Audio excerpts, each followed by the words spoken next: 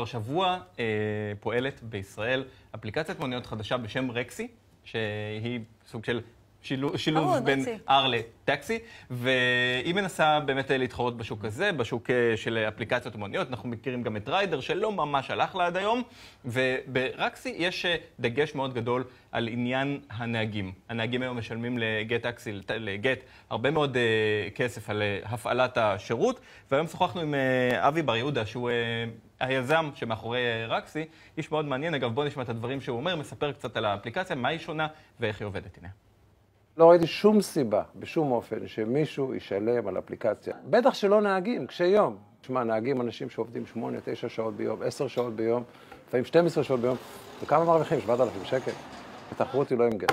אנחנו, שימשיכו ושיעבדו וכדומה, אנשים רוצים שתי אלטרנטיבות, אלטרנטיבה שהיא חברתית, אלטרנטיבה שהיא יותר עסקית, שניהם יעבדו, אולי 3, אולי 4. מי שרוצה לעבוד עם אפליקציה חברתית, בלי בוס על הראש, בלי מערכת עסקית מסביבם, יהיה להם את רקסי. ומי שירצה לעבוד תחת חברה אחת שמנהלת אותם ועושה להם את הכל, יבחר בזה. נוסעים אותו דבר.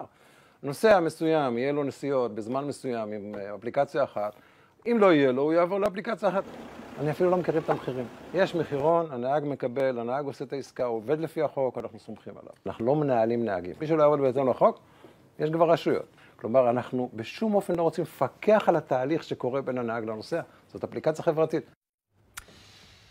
אני תמיד מחפש פה איפה הכסף בסופו של דבר, האלטרואיזם הזה, אנחנו לא מנהלים את האנשים, אנחנו לא רוצים להרוויח, אנחנו לא רוצים זה. הוא מודה שהוא עוד ירוויח כסף מהאפליקציה שלו, זה בהמשך, אבל בינתיים הנהגים שבעיקר עובדים בגט, קצת זועמים על החברה, דיברנו עם לא מעט כאלה. על גט? כן, בוא נשמע שיחה אחת שמסבירה את העניין.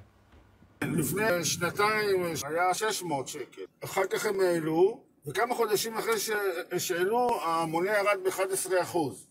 אז כמה אתה משלם עכשיו לחודש? 1,100 לחודש פלוס מה? ברקסי מתחייבים שהם לא גובים כלום מהנהגים? מתחייבים שלא גובים כלום, לא יגבו כלום, הם ירוויחו מפיצ'רים אחרים, יש תחושה שזה ירוץ, כן. כן, נהגים עושים לי ככה, שואלים אותי, רואים. עכשיו יש מצב שהם לא יאפשרו לנהגים של רקסי לעבוד בגט טקסי?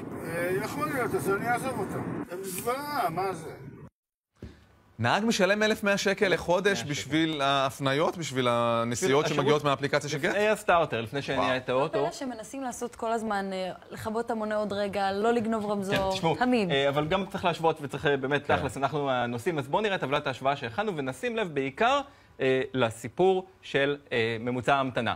היום, בגלל שעדיין אין מספיק נהגים ברקסי, יותר מ10 דקות אתה ממתין בממוצע, כ10 דקות למונית, כשבגט זה דקות בודדות.